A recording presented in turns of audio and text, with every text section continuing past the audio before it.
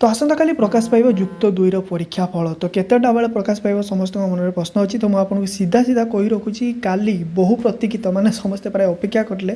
तो रिजल्ट बाहर पूर्वर सरकार आम डिक्लेयर करदे +3 एडमिशन किए पास हम फेल हम माने रिजल्ट बाहर पूर्व माने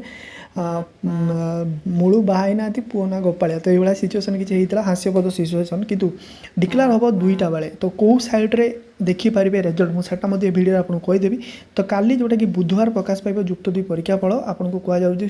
CHSE परीक्षा पक्षर कहुई एथेर आपको धंदामूलक परीक्षा फल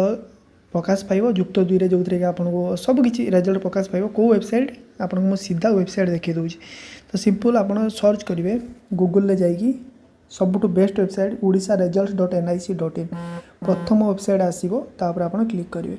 क्लिक कलापर आप तौक आसवे ये आपको रिजल्ट प्रथम लाइन ही ये रिजल्ट बाहर CHSE Odisha art science commerce जहाँ भी था तो आप